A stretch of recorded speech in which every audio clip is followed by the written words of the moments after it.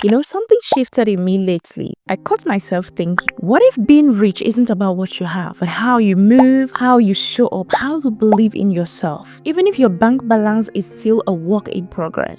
And that hit so hard because I realized why so many people want to chase money. I want to build wealth in energy, soft power, real habits, and a mindset that feels like I'm already leveling up. So I made a choice to step into a richer era of myself, not by waiting for external validations, but by cultivating inner foundations. And today I want to walk you through that, what that journey feels like, what that journey looks like, and how to carry yourself in a way that invites abundance, even before the cash comes. I know you might be wondering, this girl, why is she so crazy? How can you walk into your rich era without even having the money? I don't know, but I'm walking into my rich girl moment. But I'm opening the file of a wealthy woman, and this is how I'm going to do it. Stick around because I'm gonna take you through the journey and you're gonna know how I'm going to do it. How do I get this wealth? I'm going to build it. How? The first thing I'm going to do is to lean into habits that feels like investment in me. I will wake up, instead of rushing things, I will take a moment to reflect, to breathe, to ground myself. Don't picture things that do not exist. I'm talking about small, deliberate habits. I will build habits that are not flashy, but will make me feel seen. I will straighten my posture. And how am I going to do that? I'm going to exercise. I'm going to speak softly to myself. I'm going to practice talking on camera, pitching an idea. Wow. I'm going to practice sharing something important to an audience, to an imaginary audience. These simple practices are typical.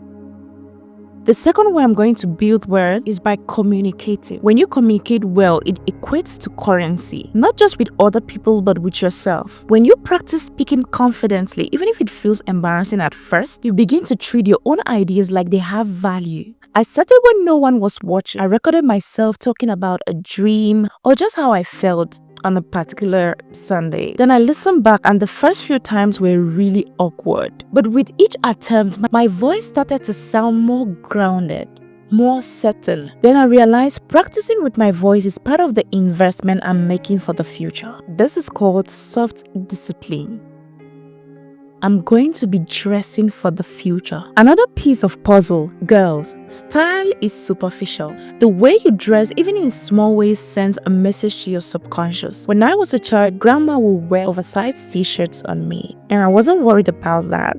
I love you, grandma. But now I care. I began picking outfits that made me feel elevated. Not because I needed designer pieces. In fact, I don't even love outfits with lots of logos. I prefer fabrics like this and with minimal logo lettering. I started picking out my outfits because of the act of choosing, like I have a choice. Because of the act of caring, I do care about what I wear. And because showing up really matters. And I love colors that feel powerful. When you wear clothes that reflect who you will be in the future, it transforms how you walk, how you speak, how you carry yourself. This is not vanity. And if you think this is minimal, I'm telling you, this is typical. I'm going to align my external presentation with the internal reality I'm building, because I'm going to prove that I'm not just here, I'm leveling up. And if you're still watching this video to this point, then you want to join me level up. Welcome again to my channel, and please subscribe so you will never miss any of my videos ever again.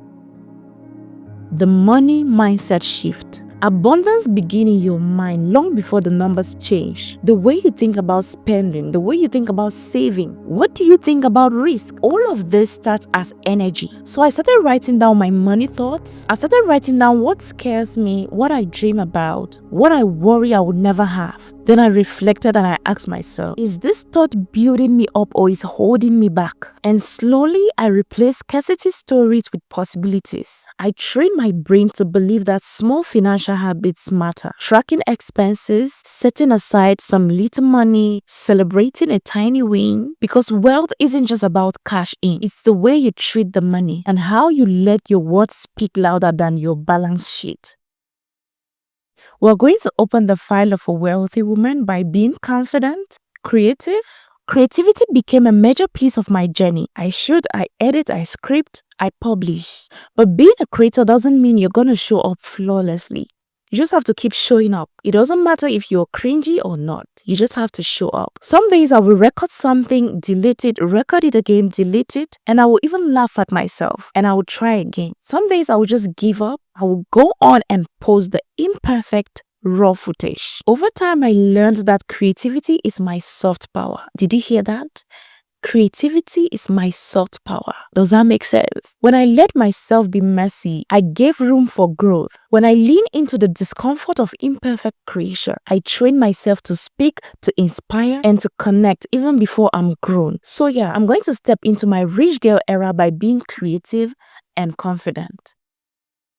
I'm going to learn about wealth. To me, learning is not just a phase, it's a lifetime practice. And when you elevate learning, you invite abundance in a way that money cannot buy. I started small by reading one article a day, listening to a podcast. My favorite is listening to a podcast. I listen to a lot of gurus. The Diary of a CEO. I listen to a lot of podcasts, money gurus. Whenever I'm watching a podcast, I always take notes. Learning shifts your energy. You begin to feel smarter, more capable, and more ready. Knowledge becomes a currency, and that currency doesn't depreciate. It compounds. Investing in your mind is one of the richest things you can do for yourself.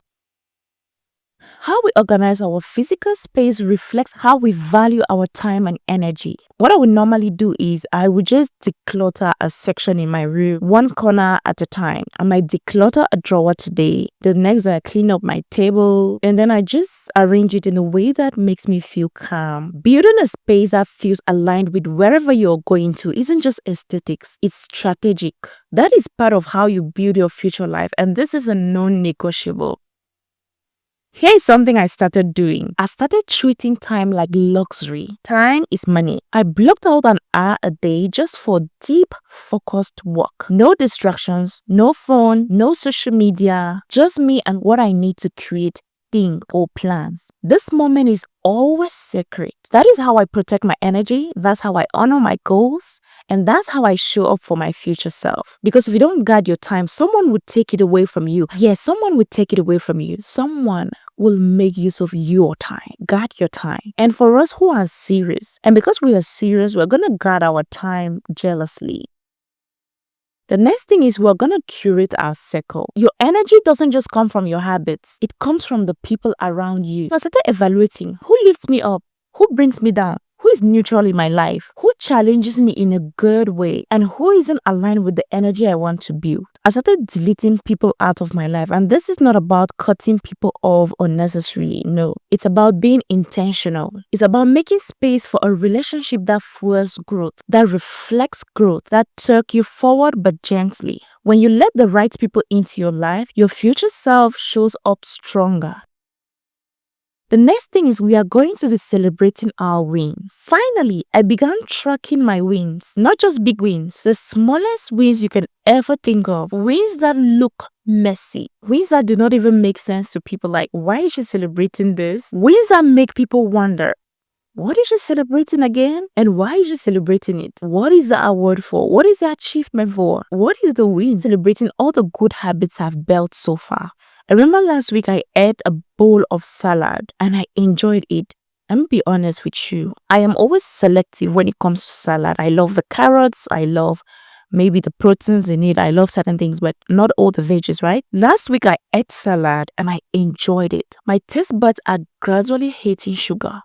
And that is a big win. This is something to celebrate. I celebrated a message sent, a video posted, a chapter read, video watched, a task completed. These things matter, guys. These things matter. I started writing them down, giving them space, celebrating them quietly but deeply. Because when you recognize your own growth, you start believing in your capacity to change. And that belief, that is powerful. That is tremendous. All right, so here's where we are. We are building a rich girl era, not out of vanity, out of alignment. We are crafting mindsets, habits, and energy, even when the money hasn't fully shown up. We are learning, speaking, creating, cultivating our physical and mental spaces, and choosing who we let into our lives. If you watched all the way here, I wanted to pick one thing from this video, one mindset shift, one habit, one creative action, and do it today. Just one. That's how we start building something real. Just one. Because wealth or being rich isn't about a number in your bank account. It's about how you show up, how you grow, how you believe in what's next. And I promise you, when you carry yourself with that kind of soft power, the world starts leaning in. Let's do this together. Welcome to the beginning of your rich girl era. I will see you in our next video.